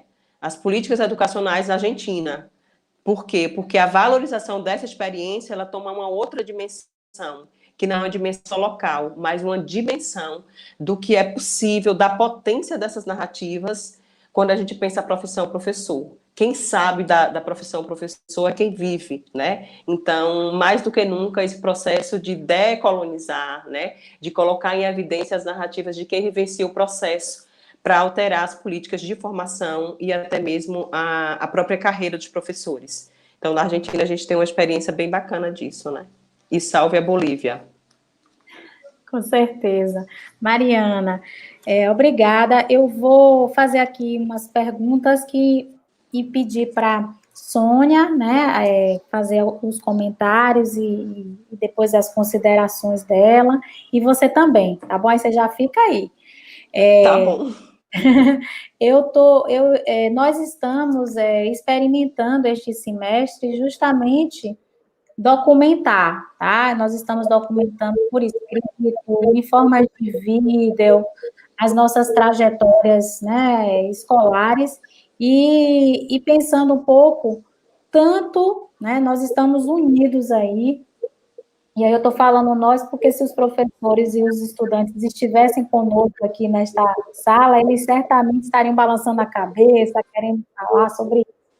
Nós estamos juntos, né, futuros professores e professores, tá? O tempo inteiro nessa construção de uma memória coletiva, e aí pensando a memória que tem sua dimensão individual, a memória que tem sua dimensão coletiva, e fazendo muito esse movimento inspirado, né, neste autor argentino, no sentido de que nós estamos aqui movimentando, né, uma documentação narrativa de extrema valia e que, né, será, então, nos transformará neste componente curricular, nessa extensão e nas nossas pesquisas, né? Aí eu só queria te dar esse registro, porque nós estamos justamente nesse movimento, e aí sua fala é uma fala que nos ajuda muito, né, a continuar pensando sobre esse movimento.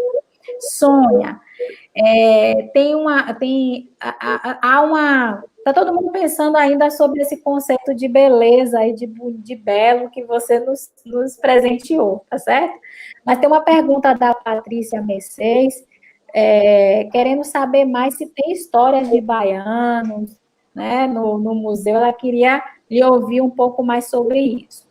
As outras duas perguntas, eu acho que tanto Sônia como Mariana podem, né, comentar sobre elas. Uma da Adriana, que ela fala, olha, o professor vive num tempo de precarização do trabalho, né, e como, então, motivar a geração, essas gerações novas, né, a se identificar com esse professor que, ao caminhar na educação, se transforma a sua vida social e transforma a vida do outro. E Carolina, ela quer, né, discutir um pouco qual a potencialidade, eu usei potencialidade aqui porque a pergunta dela pede, mas ela pergunta assim, como as memórias de professores e seus estudos podem se tornar mecanismos de resistência, em relação a essa política de desvalorização e desqualificação que o professor vive hoje. Então, eu vou pedir para vocês comentarem, né, as perguntas e mais aquilo que vocês ainda gostariam de compartilhar conosco, porque, de fato, a gente precisava de muitas outras oportunidades com vocês, tá bom? Então, eu vou pedir para a Sônia, né, porque a Mariana falou agora há pouco, e aí depois, na sequência, a Mariana já faz aí as colocações dela. Muito obrigada. Bom, não sei quem que perguntou sobre se tem histórias de baianos. Sim, tem muitas histórias de baiano, de baianos e baianas. Sugiro que você entre lá, né, naquela entrada ali de exploração do acervo e digite, né, baianas, baianos, histórias, e você vai puxar várias histórias, e aí você pode até também contar a sua história e depois fazer uma coleção sobre histórias de baianos, baianas. Então, a gente tem histórias, assim, do Brasil todo, né? Temos um pouco mais aqui da região sudeste, eu tenho bastante também da região norte, que a gente foi várias vezes lá para o Amazonas, para o Pará, mas Nordeste, principalmente Bahia, tem várias histórias, sim. Eu podia ter escolhido uma história de baianos para vocês, mas eu também achei interessante vocês ouvirem outras histórias também, de outros lugares. Qual que era a pergunta depois? Eu acho que o nosso trabalho aqui, do Museu da Pessoa, tem muita sinergia aí com a pesquisa da Mariana, e aí eu estava vendo ela falar que é muito potente, né, essa possibilidade de se fazer uma autobiografia, ou então de você relatar e contar a sua história de vida, porque é nesse processo de relato que a gente vai se dando conta, né, que a gente vai se apropriando de novo, né, da nossa história, né, que a gente se vê mesmo como protagonista o tempo todo da nossa história, que a gente para onde a gente construiu, como a gente construiu, para onde a gente levou a nossa vida, né? Então, é um processo de empoderamento mesmo, né? E aí, dentro dessa pergunta, a questão dos professores pode se tornar, se a história das pessoas pode se tornar mecanismo de resistência, sem dúvida, sem dúvida. É muito potente contar as histórias, contar a sua própria história e contar a história da sua profissão, e aí quando a gente vê esse conjunto, esse coletivo, né, de histórias, esse conjunto de histórias, realmente tem muita força, né? Então, eu sugiro mesmo que vocês procurem mesmo, enfim, o tempo todo, pensar e relatar todas as suas histórias, todos os seus processos, que isso é mesmo uma ferramenta assim, de resistência, né? E resiliência, né? Eu não sei mais se tem outras perguntas, ô Marta? Não, tem muito comentário. Comentário que quer visitar, comentário que quer trabalhar com a memória, tem comentário de que já trabalha, professor já trabalha com memória, que esse trabalho nas escolas é muito importante. Eu não sei se Mariana também quer comentar, né, Mariana? Que aí a gente, né, vai essa prosa está muito boa, mas a gente vai ter que ir, né, encerrando. Então, vamos lá. Bom, vou comentar as duas questões aqui, né? Primeiro, eu não falei antes, mas eu já tinha comentado, eu sou apaixonada pelo Museu da Pessoa. Eu acho que todo estado deveria ter um Museu da Pessoa, pelo menos por estado, né? O acervo é incrível, né? Paulo Freire tem, né? Inclusive tem registros sobre Paulo Freire lá no museu. É incrível. Eu gosto muito do Museu da Pessoa. Bom, as duas questões que elas se abrem, né? Elas vão muito numa ideia muito mais política, né? De como pensar essa docência. Então, do ponto de vista da precarização do trabalho, né? Todas as vezes que a gente escuta as narrativas dos professores, a gente escuta com um tom de denúncia, né? Porque é assim que se reverbera, né? E o modo como a gente tem se articulado é o que fazer a partir dessa denúncia. Então, o conjunto de narrativas que demonstram essa precarização, inclusive material, inclusive simbólica, estrutural das escolas, né, que é algo que também interfere na nossa profissão, né, porque a gente acaba condicionado a essa estrutura precária das escolas. Então, a gente tem tido esse cuidado, né? E, em muitos casos, essas denúncias, elas têm se reverberado em pautas, em documentos, né? Em instâncias que vão para a Câmara de Vereadores, né? Então, tem uma dimensão também de cunho político. E, claro, com cuidados, porque, em alguns casos, as professoras, elas evitam a publicização dos seus nomes, o que dificulta um pouco o processo. Mas, no geral, na pesquisa autobiográfica, a gente tem escolhido, né, conversar com os professores e eleger os seus próprios nomes nos nossos trabalhos. A gente não acha pertinente valorizar essas histórias, né, acreditar nessa palavra narrada e usar, por exemplo, um nome fictício. Então, a autorização dos nomes, né, claro, tem toda uma ética no processo de pesquisa, é importante, né, mas em alguns casos, como essas questões de denúncias que aparecem, elas precisam ser cuidadas. Mas tem sido importante, né, porque em algumas prefeituras, em alguns cenários também do Estado, a gente tem visto algumas questões que são maquiadas, né? Então, no chão da escola, os professores eles fazem as denúncias que são relevantes quanto a isso. A outra pergunta é como que a gente pode pensar nas memórias, né, para pensar nesse esvaziamento ou até mesmo nessa condição dos professores, né? Como que as memórias ajudam. Então, é isso, né? Há uma potência, acho que Marta foi bem feliz nisso, porque há uma potência quando a gente aciona a nossa memória, né? Lembrar quem nós somos, lembrar os professores que tivemos, lembrar como os professores fizeram em algum momento, né? De alguma forma, coloca a gente nesse lugar de confiança, né? E de crença na possibilidade de mudança, né? Por quê? Porque a gente vive agora com esse movimento da gente poder narrar nossas histórias, inclusive os professores, de ir contra esse esvaziamento da experiência, né? O desperdício da experiência é algo também dado pelo processo de colonização, que atinge os nossos currículos. Não era interessante que a gente falasse da nossa experiência, porque um professor sem memória, uma escola sem memória, pode assumir qualquer identidade, né?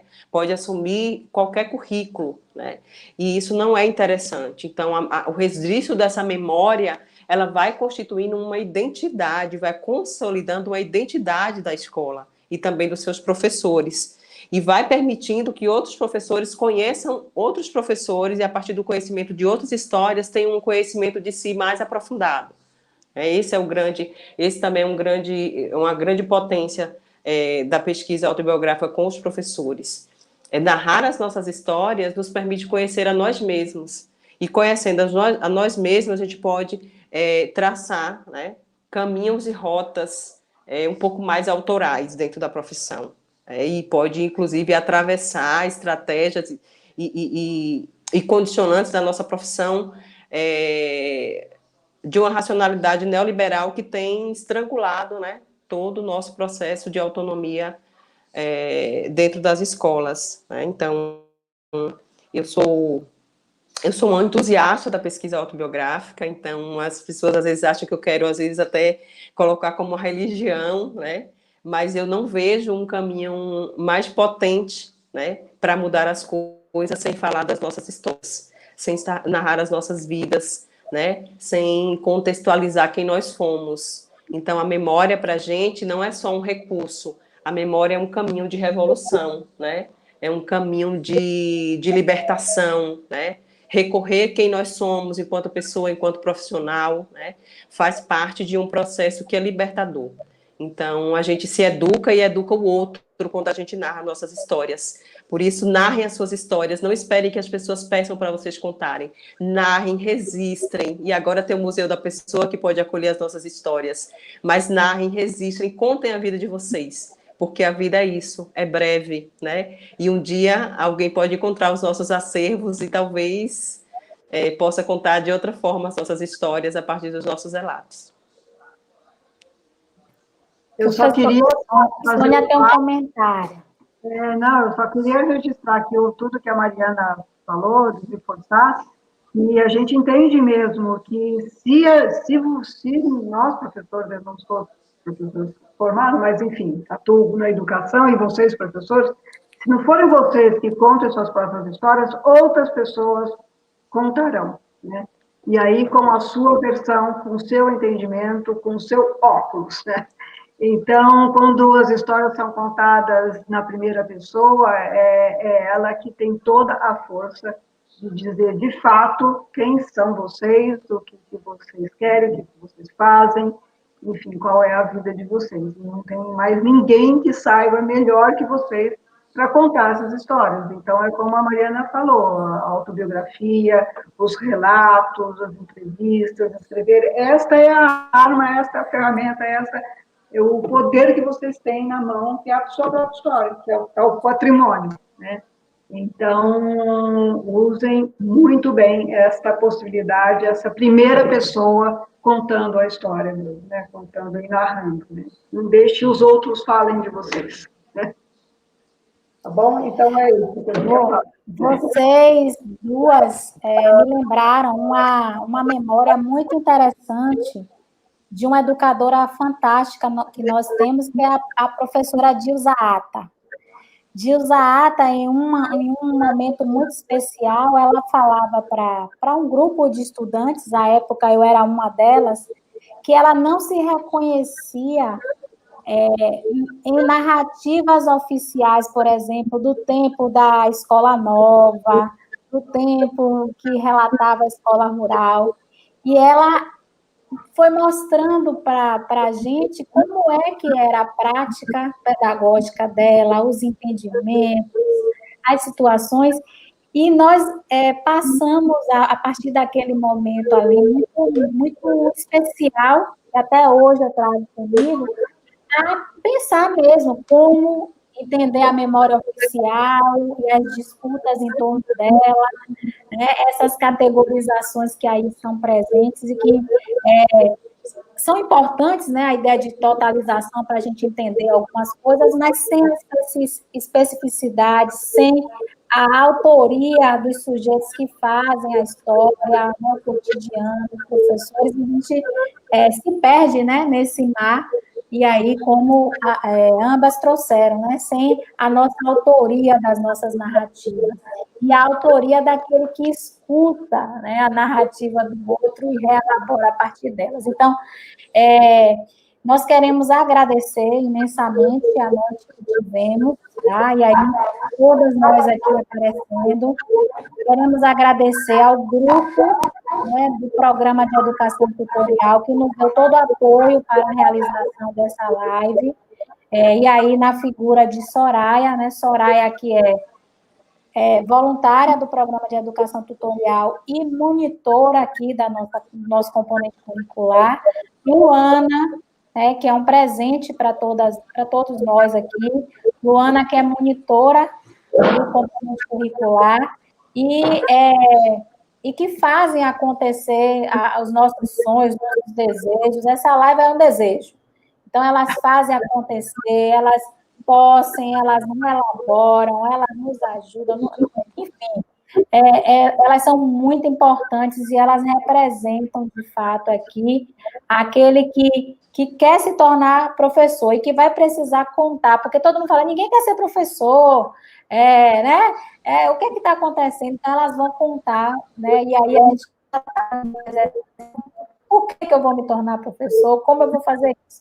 Agradecer aos professores, e aí eu estou agradecendo, a partir de Soraya e Luana, a todos os estudantes do componente curricular que nos acompanharam até agora, e com Sônia, Lucas e Mariana, eu assim, antecipo os nossos agradecimentos aos professores do curso de extensão, que tem, assim, a cada encontro, a cada situação, e aí são encontros, viu, gente? Nesse momento WhatsApp, ambiente virtual de aprendizagem, momentos dessa nova presencialidade online, eles têm nos ensinado muito, todos os dias. Então, Lucas, eu não sei se Soraya, Luana também querem falar alguma coisa, mas, assim, agradecer. Muito obrigada. Eu quero agradecer você também, Marta, que permitiu que isso tudo tivesse acontecido, né? Um sonho, esse componente curricular de memória, saberes e formação docente, por terem aceitado na disciplina, né? Junto com esse momento de tirocínio, a Regina também, a Luana, a Soraya, que tenho aprendido bastante com elas, a Sônia, que gostei muito de conhecer um pouco mais sobre o museu, e a Mariana, que falou bastante sobre a pesquisa autobiográfica, sobre esse dia do professor, sobre em que momento nos encontramos. É isso, né? Gratidão a todas que colaboraram, que ensinaram de alguma forma nesse momento. Então, vamos encerrar. Está todo mundo no YouTube, mas, na verdade, está todo mundo aqui dentro. Era isso que a gente queria dizer para vocês, tá certo? Está todo mundo aqui. É Márcia, é Regina, é Dejanira, é Gilmar, está todo mundo aqui dentro, né? São muitas pessoas conosco, e vamos seguindo juntos. Obrigada. Vamos encerrar, então, né, a nossa transmissão. Obrigada.